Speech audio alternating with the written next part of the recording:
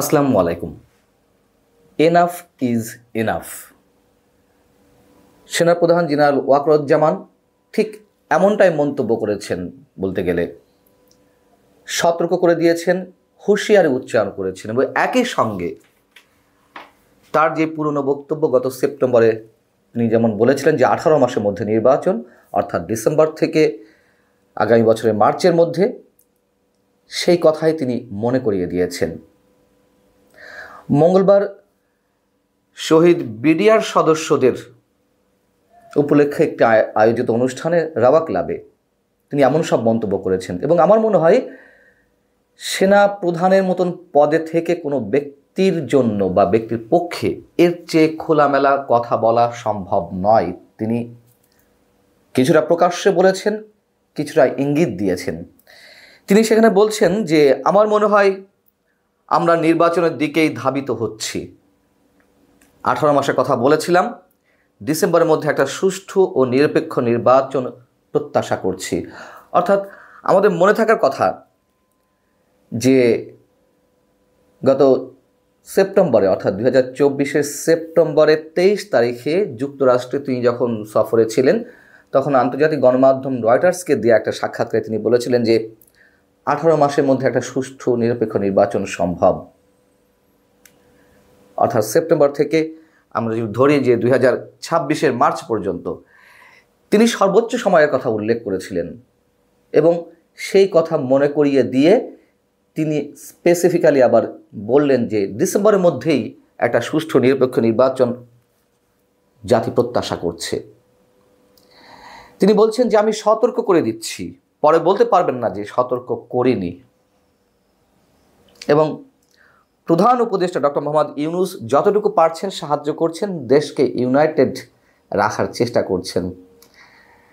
তিনি তো শিক্ষিত, খুবই ডিপ্লোম্যাটিক, সেনাপ্রধানের দায়িত্বে থাকার পরও তার মন্তব্যগুলো এরকমই হওয়ার কথা হচ্ছে আর কি। এর বাইরে আর কি বলবেন তিনি? ডক্টর ইউনূস আসলে কি চাইছিলেন? ছাত্র উপদেষ্টা বা ছাত্র সমন্বয়করা যা বলছিলেন তিনি তো তোতা পাখির মতন সেগুলোই বলে যাচ্ছিলেন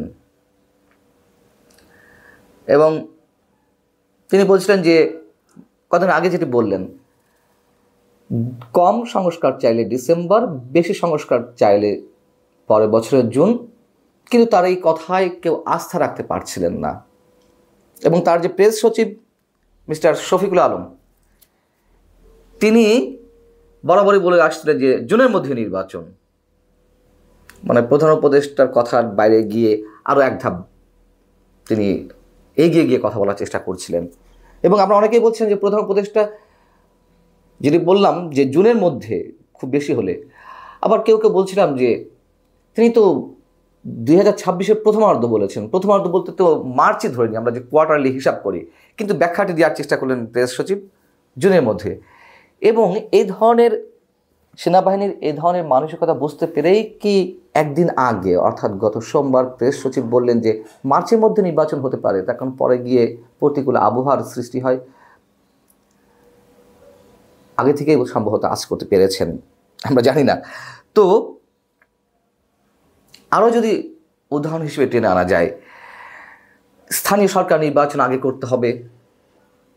ছাত্র উপদেষ্টা আসিফ মাহমুদের যে হুঁশিয়ারি, অন্যান্য ছাত্র উপদেষ্টা তেমনটাই বলছিলেন এবং একই সঙ্গে ছাত্র সমন্বয়করা সেই দাবি করে আসছেন যে আগে স্থানীয় সরকার নির্বাচন, এবং তার জন্য তারা নানান ধরনের প্ল্যানিং করে আসছে।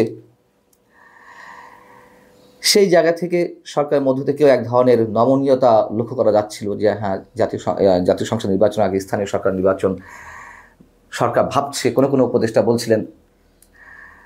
এখন কি করবেন ছাত্র সমন্বয়করা কিংবা সরকারের অন্যান্য উপদেষ্টারা? এর চেয়ে ক্লিয়ার মেসেজ আর কি হতে পারে? সেনাপ্রধান যেটি বললেন এবং তিনি সতর্ক করে দিয়েছেন, স্পষ্ট ভাষায় বলেছেন যে আমি সতর্ক করে দিচ্ছি, যা কিছু ঘটছে, যে মব ক্রিয়েট একের পর এক বিভিন্ন জায়গায়, যে অস্থিরতা, এবং ঠিক সময়ে তিনি এই মন্তব্যটা করলেন যখন সারা দেশে একটা নৈরাজ্য সৃষ্টি হয়ে গেছে। গত রোববার জাতীয় নাগরিক কমিটির আহ্বায়ক নাসিরুদ্দিন পাটোয়ারি প্রকাশ্যে বললেন যে আওয়ামী লীগের বিচারের আগে নির্বাচন হলে দেশে গৃহযুদ্ধ বেঁধে যাবে। কথায় কথায় তারা গৃহযুদ্ধের কথা বলছে। এর আগে ডক্টর মোহাম্মদ ইউনূসের মাস্টার মাইন্ড মাহফুজ আলম তিনিও গৃহযুদ্ধের কথা বলেছিলেন। এবং এর মধ্য দিয়ে মাঝে যা কিছু ঘটেছে, বুলডোজার বাহিনীর আমরা উৎপাত দেখলাম, যে ভয়ঙ্কর উত্থান দেখলাম, ঐতিহাসিক ভবন বঙ্গবন্ধুর সেটা গুড়িয়ে দেওয়ার সহ সারা দেশের যেভাবে অরাজকতা চালালো, এবং এখনও যা ঘটছে, সেই জায়গায় এসে আমি গত দুদিন ধরে বলে আসছি, নির্বাচন পর্যন্ত ডক্টর মোহাম্মদ ইউনূস সরকার থাকতে পারবে কিনা সন্দেহ। এবং সেনাপ্রধান ক্ষুব্ধ, হতাশ। আমি স্পষ্টভাবে এই কথা গত দুদিন ধরে বলে আসছি, সেনাপ্রধান জেনারেল ওয়াকারুজ্জামান একই সঙ্গে হতাশ এবং ক্ষুব্ধ। তারা তো আর সেভাবে প্রকাশ করবেন না বিষয়গুলো। যা বলার অনেকখানি পরিষ্কার, অনেকখানি ইঙ্গিতের মধ্য দিয়ে তিনি বলে ফেলেছেন। এবং যে মুহূর্তে ছাত্র সমন্বয়কদের যে কিংস পার্টি অনেকে অভিহিত করছেন, সেটি শুক্রবার আত্মপ্রকাশ করবে এবং মহা আয়োজনে ঢাক ঢোল পিটিয়ে আসছে। আসুক, ভালো কথা, এটি নিয়ে আমাদের কোনো আপত্তি ছিল না, আমরা সবাই ওয়েলকাম জানাতে চাই। কিন্তু যে বিতর্কের মধ্যে দিয়ে দলটি জন্ম হচ্ছে এবং যে অরাজকতা সৃষ্টি হয়েছে, তার মধ্য দিয়ে সেনাপ্রধানের ঠিক এই সময় এই বক্তব্যগুলো খুবই প্রয়োজন ছিল। তিনি একই সঙ্গে বলছেন যে,